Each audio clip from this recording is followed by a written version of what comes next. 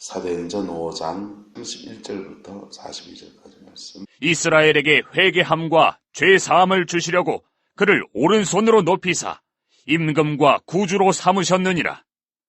우리는 이 일의 증인이요 하나님이 자기에게 순종하는 사람들에게 주신 성령도 그러하니라 하더라. 그들이 듣고 크게 노하여 사도들을 없이 하고자 할세. 바리새인 가말리엘은 율법 교사로 모든 백성에게 존경을 받는 자라. 공회 중에 일어나 명하여 사도들을 잠깐 밖에 나가게 하고 말하되, 이스라엘 사람들아, 너희가 이 사람들에게 대하여 어떻게 하려는지 조심하라. 이전에 드다가 일어나 스스로 선전하며 사람이 약 400명이나 따르더니 그가 죽임을 당함에 따르던 모든 사람들이 흩어져 없어졌고, 그 후 호적할 때에 갈릴리의 유다가 일어나 백성을 꾀어 따르게 하다가 그도 망한즉 따르던 모든 사람들이 흩어졌느니라. 이제 내가 너희에게 말하노니 이 사람들을 상관하지 말고 버려두라. 이 사상과 이 소행이 사람으로부터 났으면 무너질 것이요 만일 하나님께로부터 났으면 너희가 그들을 무너뜨릴 수 없겠고 도리어 하나님을 대적하는 자가 될까 하노라. 하니 그들이 옳게 여겨 사도들을 불러들여 채찍질하며 예수의 이름으로 말하는 것을 금하고 놓으니 사도들은 그 이름을 위하여 능욕받는 일에 합당한 자로 여기심을 기뻐하면서 공회 앞을 떠나니라. 그들이 날마다 성전에 있든지 집에 있든지 예수는 그리스도라고 가르치기와 전도하기를 그치지 아니하니라. 아멘.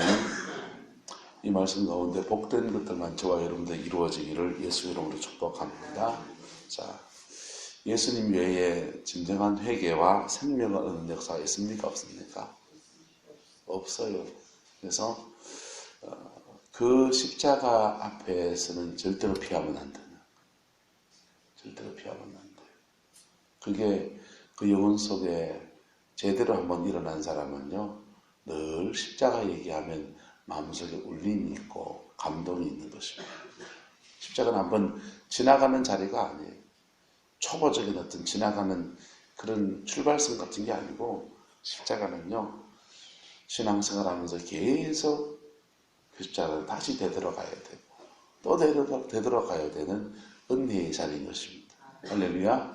그 은혜가 십자가 바라볼 때마다 저와 여러분들의 것이 되기를 예수님 이름으로 축복합니다.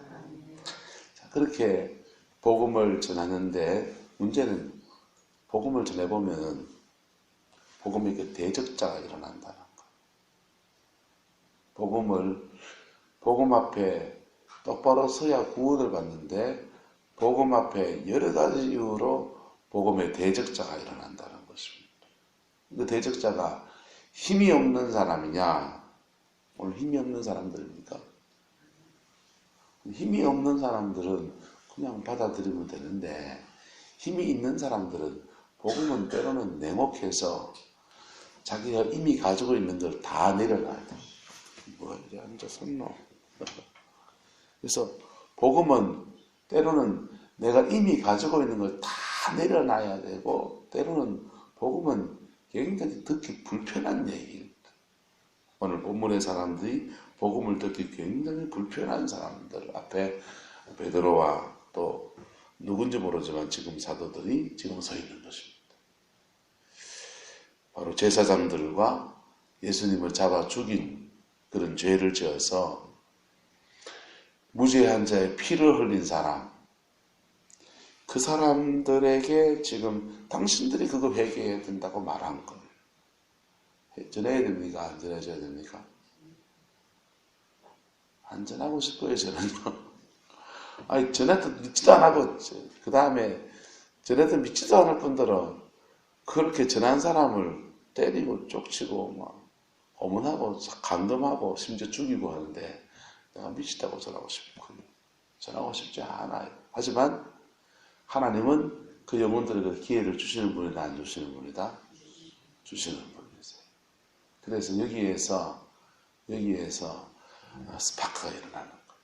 여기서 치열한 영적 전쟁이 일어나고 여기서 치열하게 순교의 피가 흘려지는 것입니다. 자, 그런데 놀라운 것은 순간순간마다 하나님이 사명이 남아있으면 기회를 빠져나갈 구멍을 주십니까? 안 주십니까? 순간순간마다 내가 믿음의 정도를 걸어가면 빠져나갈 길을 주시고, 근데 믿음의 정도를 안 걸어가면 빠져나갈 길 안 주고 한참 뺑뺑이를 돌리신다고.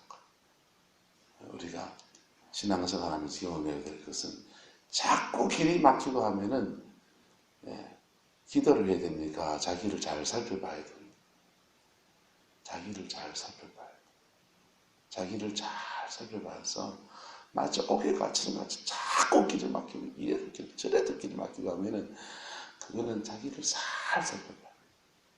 하나님은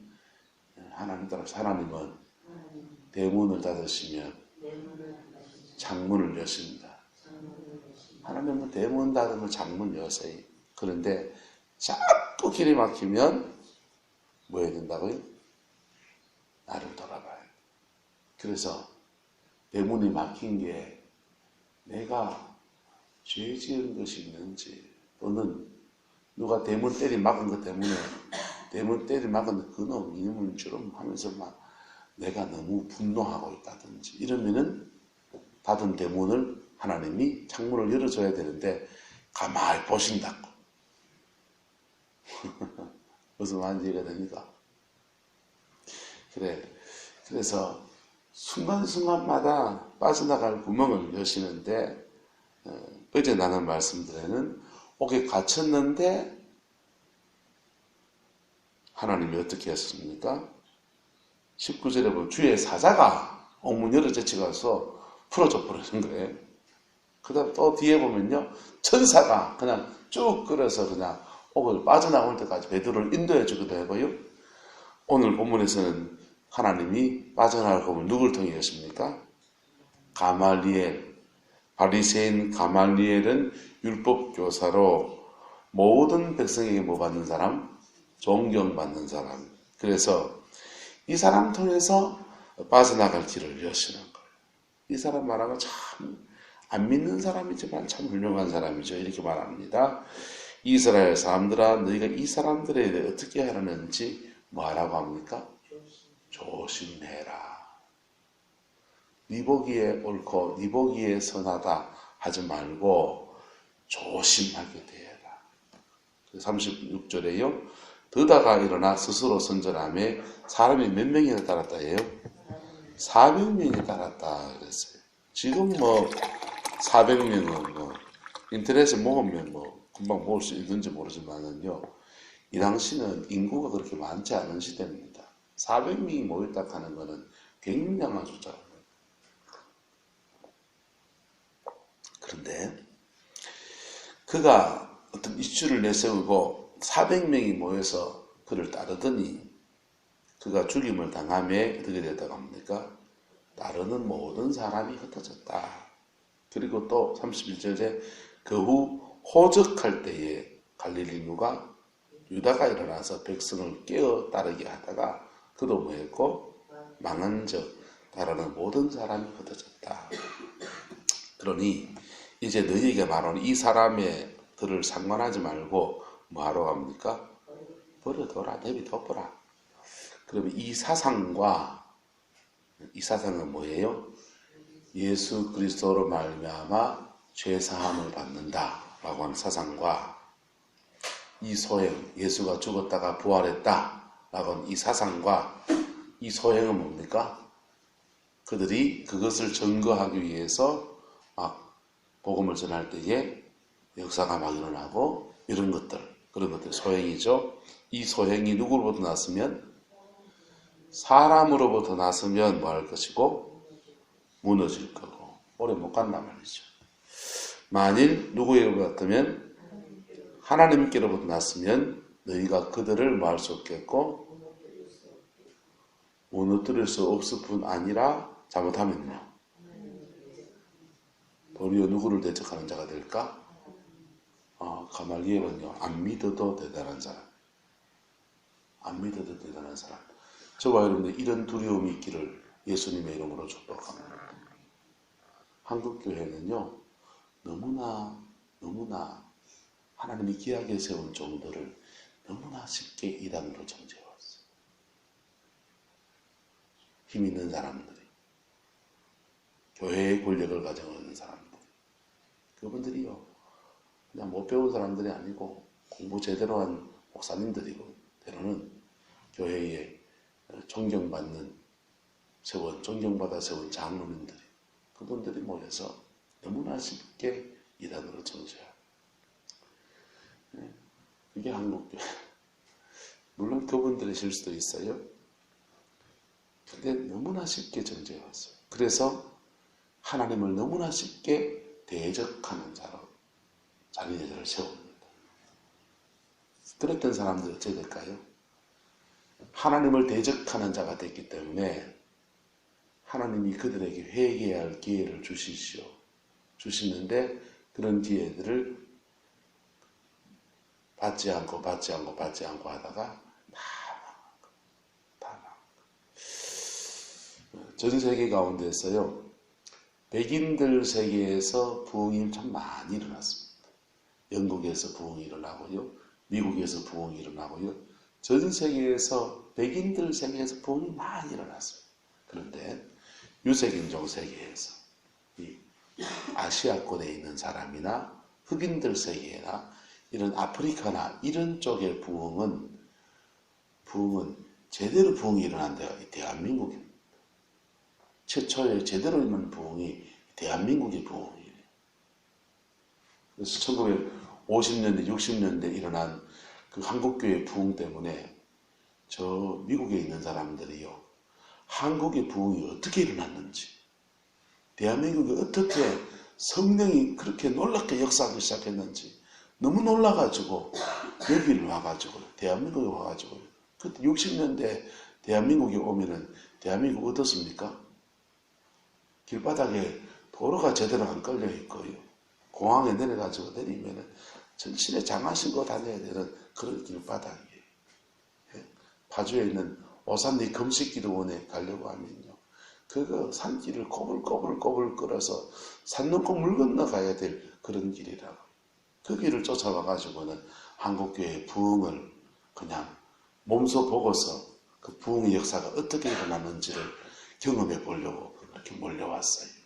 그 사람들이요, 그 한국교회 부흥을 보고서 전 세계로 한국교회 부흥을 소식을 전하고, 심지어는 겸손하게 한국교회 부흥을 배웠어요.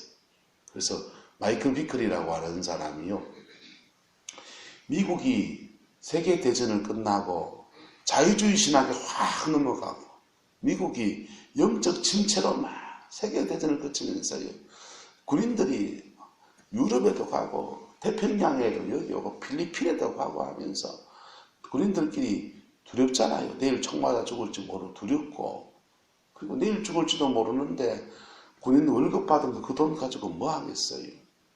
본국에 얼마 보내고요, 월급 받은 거 가지고 거기서 현지에 여자를 데려다가 그냥 술 먹고 하면 별짓 다 하고요, 타락은 타락대로 다 하고, 사람이 죽어나가는 걸 옆에 보고 나니까 공포에 살려. 그 사람들이 전쟁 끝나고 미국에 들어오니까 미국에 그때부터 섹스 문화가, 기독교 국가에 있던 미국에 섹스 문화가 확 일어나는, 타락해요. 기도 안 하고. 그 다음에 세계대전이 끝나자마자 전 세계적으로 공황이 왔어요. 경제공황이 와가지고 미국에 왔는데, 전선에 총 잡고 된 애들이 여기 와서 취직을 해야 되는데 취직이 안 된다. 그러니까 사람들이 그냥 흐트러져가지고 히피가 나오고 마약쟁이들이 나오고, 그렇게 되는 미국의 침체, 영적 침체 상황에서 마이클 비클이 하나님, 이 미국을 어떻게 해야 되겠습니까? 하다가 그 고민을 하다가 대한민국에 부흥이 왔다는 소식을 듣고 와서 한국에 온 거예요. 어떤 사람들은 그 부흥에 불받아가지고 은혜 좀 받으려고 한 사람도 있고, 어떤 사람은 병 고치는 역사가 많이 난다니까 자기 병 고침 받겠다고 온 사람도 있고 한데, 마이클 비클이 이 고민을 하고 들어온 거예요.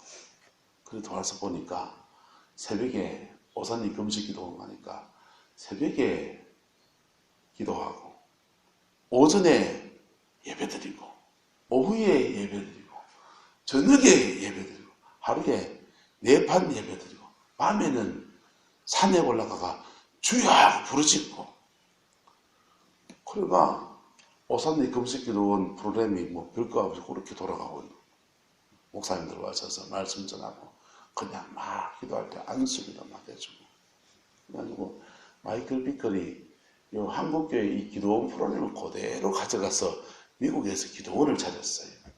그래서 기도원을 찾아서 국제 기도의 집 이렇게 시작을 했습니다. 만국을 위해 기도하는 집이라고 시작했는데 똑같이 했어요. 새벽에 하고 오전에 하고 오후에 하고 저녁에 하고 하다 보니까 그 사람들은 우리처럼 주야 이게 잘 안 돼. 주야 불러 이게 잘 안 되니까 우리처럼 막 기도하는 것들을 자기식으로 바꾸기 시작했어요. 그래서 많은 기도 대신에 주로 뭘 넣냐? 찬양을 많이 합니다. 뭘 많이 했다고요? 찬양을 많이 해서 4번 예배 드리는 거를 이게 우리는 밤에 철학까지 하는데 철학할 자신은 전혀 없고 하니까 이거를 한 장소에서 4팀을 나눠가지고 이거 한 사람이 다 해나가자가 죽어나가겠다 싶으니까 릴레이로 돌면서 4팀이 5팀이 돌면서 24시간 기도와 찬양의 집을 한 거예요. 그게 마이클 비컬의 국제 기도의 집의 시작이에요. 근데 그 기도의 집에서 그 기도가 쌓이면 하나님은 뭐 하시고 역사하시잖아요.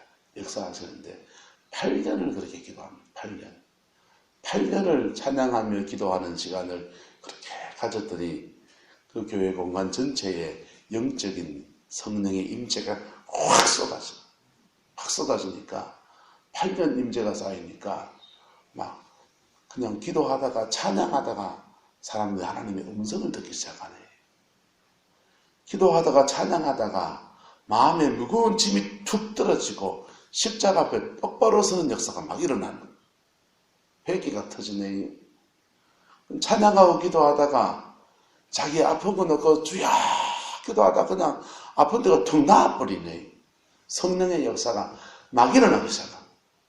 그래가지고는 야 저기 부흥이 터졌다 해가지고는 미국에 있는 전신의 사람들이 마이클 비컬의 기도의 집에 와서 은혜를 받기 시작했어요.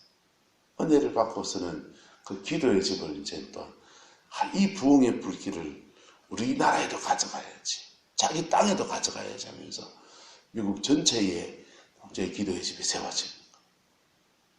그리고요 이제 거꾸로 한국에 거꾸로 역수출돼가지고요 한국의 기도의 집 사역 운동이 여러 군데 일어나요. 경주에도 있고요, 대구에도 있고요, 부산에도 있고요, 서울에도 있고요.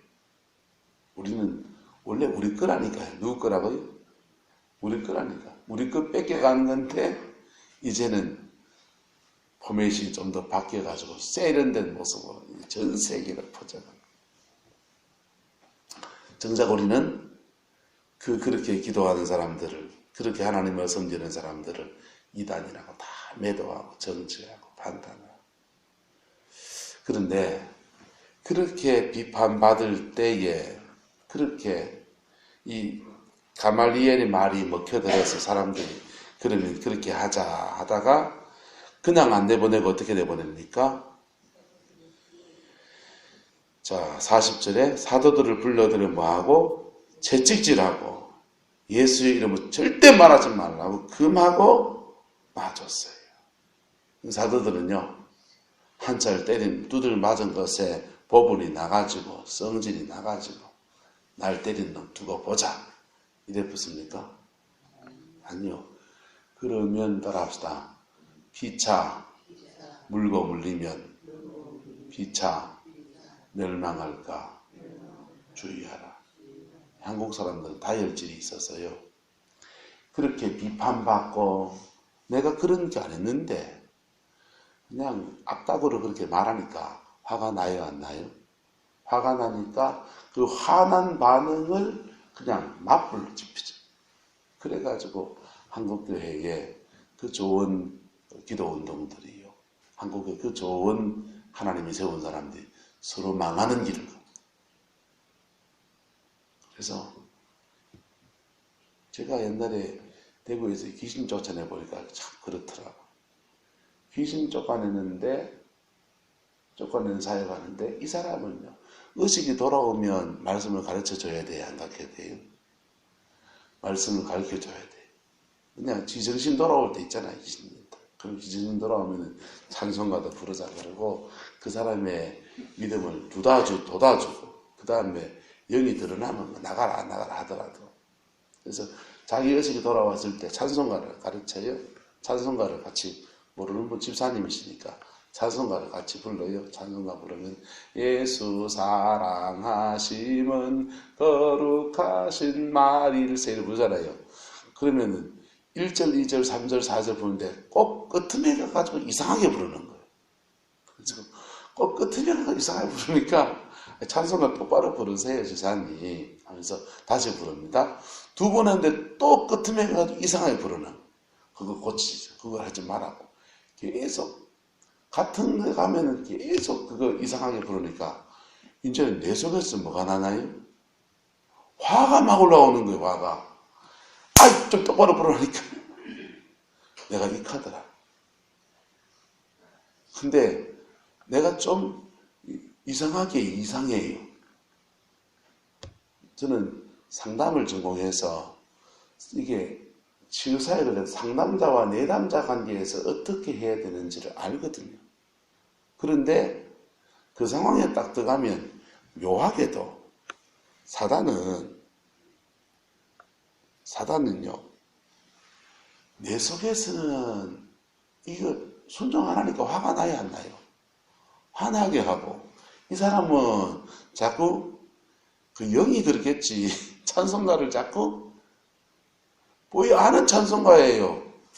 보이하는 찬송가. 나의 죄를 씻기는 예수의 피밖에 귀하고 귀하다. 예수의 피밖에 없네 해야 되잖아요. 근데 예수의 피밖에 없네가 아니고 웅웅을 본단 말이에요. 그러니까 이 중요한 대목에서 웅웅을 가보면 안 되잖아요. 그러니까 당신 신앙 고백 똑바로 해라고. 예수의 피밖에 없네 해보세요. 예수의 피밖에 없네 하고 다시 이제 부릅니다. 나의 죄를 씻기는 예수의 피밖에 없네. 아니 이거 정신 똑바로 차리면 될 때 똑바로 정신 차리라고 주사님 지금 뭐 하는 짓이냐고. 그리고는 내가 한 달 때리는데 나는 이거 때렸단 말이에요. 신도. 그런데 이분이 정신이 깨어나면 뭐라 그러냐. 나는 어릴 때 됐는데 날 죽이려고 한다는 거야. 그게 또 화가 나요, 안 나요? 또 화가 나죠. 난 이때다니까 진짜. 그리고 사단은 핍박하는 사람 안에서 역사하고 내 안에서도 뭘 만들어내는 거야. 귀신을 쫓아내면 귀신 쫓김 당하는 그 사역을 받는 사람 안에도 불순종하게 하고 뭐하게 하고 내 안에서도 뭘 일으키는 거야. 여러분 부부싸움을 싸우면은 여러분 완전히 한 사람만 잘못합니까? 아니면 둘 다 문제가 있습니까? 대부분 둘 다 문제가 있죠. 또는 요만큼 잘못했는데 1만큼 잘못했는데 부바되는 사람은 뭐만치 말해요? 100가지 말하는. 그러니까 난 1만큼 잘못했는데 100가지 부바되니까 이 사람은 화가 나요, 안 나요? 왜 나는 하나밖에 안 했는데 당신은 왜 4가지, 3가지, 5가지 얘기하냐? 그래가지고 둘이 막 그것 때문에 왜 당신은 그렇게 산노 하면서 싸우고 난리 난다. 마귀는 뭐 하고요? 둘 다 싸움 붙여놓고 이제 발장 끼는 잘한다. 분열의 영은 이래 역사하는 거예요. 다툼의 영들은 이래 역사하는 거예요. 자, 오늘 근데 사도들은 보세요. 채찍질 당합니다. 그냥 가볍게 때렸겠어요? 징대로 때릴 만큼 때렸겠어요? 두들 말만큼 맞은 거죠. 그죠? 그런데 41절에 사도들은 그 일을 위하여 능력받는 일에 뭐한 자로? 합당한 자 여기심을 뭐하면서 기뻐하면서 어디를 떠나니라? 공회를 떠나니라. 42절 그들이 날마다 쫄아가지고 이제 숨어야 되겠다. 갈릴리 저 멀리 가면은 예루살렘 관리들 눈에 안 띄겠지 하면 숨었습니까? 날마다 어디 있든지 성전에 있든지 집에 있든지 예수는 누구라고 그리스도라고 가르치기와 뭐하기를 전도하기를 그치지 아니하더라. 핍박자는 여전히 핍박자 맞아요, 안 맞아요? 그러기나 말기나 이 사람은 자기 길을 걸어가는 거예요. 할렐루야. 안희승 여사가요 외정치하에 감옥에 갇혔습니다. 일본 순사한테 끌려가서 이제 두들겨 맞는 타임이에요. 여성으로서 겁이 나요, 안 나요? 겁이 나죠. 그래서 하나님께 기도합니다. 저는 너무 힘들 것 같고 겁이 난다고 하나님께 말하는 거예요. 그랬더니 하나님이 거기 딱 끌려갔는데 환상을 확 열어주셨어요. 근데 한참 때리는 데마다 하늘에서 다이아몬드가 툭툭툭툭 떨어져.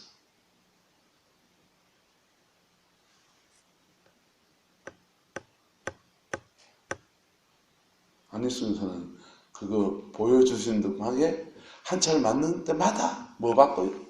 다이아몬드가 떨어지는 하늘에 상이 떨어지는 것을 보고서 아이고 감사, 아이고 감사. 분명히 여성의 살에, 여린 살에 그 채찍 자국이나 온갖 고문의 흔적이 남았을 텐데 하나님으로부터 엄청난 상을 받는 것을 가지고서 그것을 기뻐하며 감사하며 그 감옥에 돌아옵니다. 여러분 혹시나 핍박 중에 있습니까? 때로는 지금 순교할 만한 핍박은 아니어도 가족 안에 복음을 전하다 보면은 믿음의 삶을 살다 보면은 이런 핍박 저런 핍박이 있어요. 오케이 길을 걸어가는 것도 그렇고 신앙 안에서 믿음 안에 똑바로 살려야 할 때마다 우리는 핍박이라는 것들을 직면할 수 있어요. 요한예수에는요 영국 성공회 성도들 사이에서 복음을 전하는데 매일 핍박받는 오늘 핍박이 없으니까 예수님이 기도했대요. 하나님 내가 뭔 죄를 지었습니까? 오늘 왜 핍박이 없습니까? 그랬다는 거예요. 그런데 그 핍박 중에 여러분의 태도는 어떻습니까?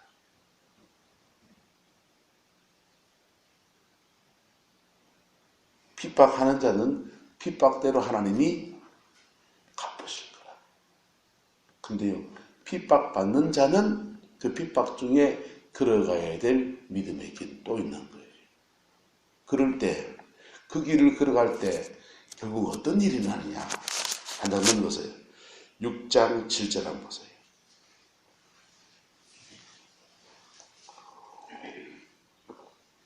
하나님이 하시는 일을 보세요.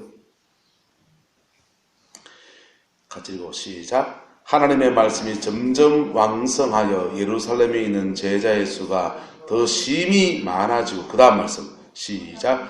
허다한 제사장의 무리도 이 도에 복종하니라. 자, 베드로와 요한이라고 합시다. 베드로와 요한이 이 핍박받습니다. 이 핍박받는데 갑자기 영적 권세를 받은 목소리로 말합니다. 주여! 하늘에 불을 내려서 이 핍박자를 사르소서! 어떻게 됐겠어요?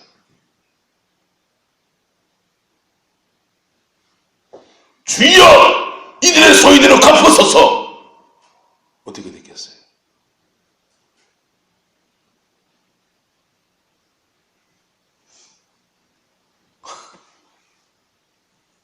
여러분, 한국교회에 1950년, 60년대 그렇게 핍박받는 우리 믿음의 선배들이요. 공산당에 핍박받는 거는 그냥 공산당이니까 50년대, 60년대 핍박은 공산당 핍박이 아니에요. 교회 교권주의자들의 핍박이었어요. 그럴 때에 한마디도 제대로 대항한다든지 반항한다든지 하는 사람이 별로 없었어요. 묵묵히 자기 십자가를 지고 걸어간 많은 훌륭한 종들이 계셨습니다. 왜? 그렇게 걸어가야 돼. 지금은요. 2단도 2단이라고 정죄하면 명예훼손으로 고소해요.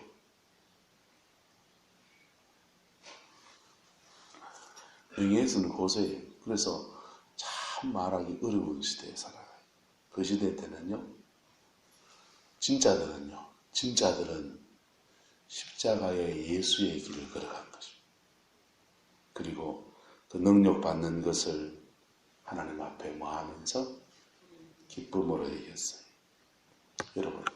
여러분 가정에서 난 1만큼 잘못했는데 남편이 100만큼 뽑아대서 상처받으면 여러분 열받아서 기도 안 해버렸죠.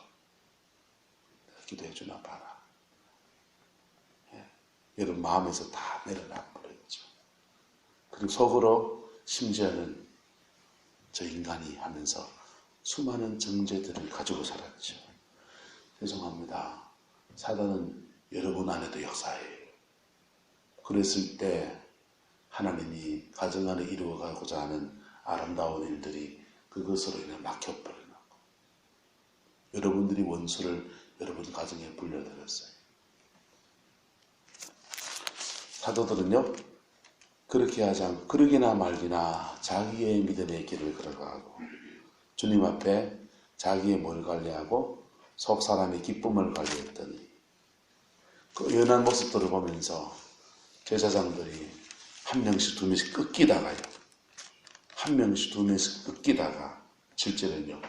허다한 제사장의 무리도 이도에 뭐하니라? 복종하니라. 할렐루야. 우리 교회 이야기 되기를 바랍니다. 여러분의 가정 이야기 되기를 바랍니다.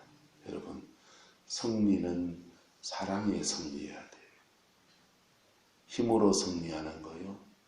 오래 못 가요. 가정 안에서 남편을 휘어잡아 보려고 하는 거요. 아내를 잡아보려고 하는 거요. 그게 잡힙니까? 괜히 싸움만 나죠. 근데 사랑의 승리는요. 일해가는 거라고요. 사도들이 사랑의 승리자의 길을 걸어갔던 것처럼 저와 여러분들도 사랑의 승리자의 길을 걸어가는 은혜가 있기를 예수 이름으로 축복합니다. 기도하겠습니다. 사랑과 은혜가 많으신 아버지 하나님, 하나님의 나라가 이루어지게 하시고 하나님의 뜻이 이루어지게 하시고 하나님의 영광이 우리 가운데 충만할 수 있게 우리 하나님 역사하여 주옵소서. 아버지 주장하여 주시고 아버지 주관하여 주시옵소서. 진정한 부흥의 역사가 우리 성광교회 가운데 우리 성도들의 가정 안에 이루어지게 하옵시고 주님의 신실한 역사가 펼쳐질 수 있게 주님 축복하여 주옵소서. 주께서 함께 해주시기를 원합니다. 예수님의 이름으로 축복하며 기도드리옵나이다. 아멘.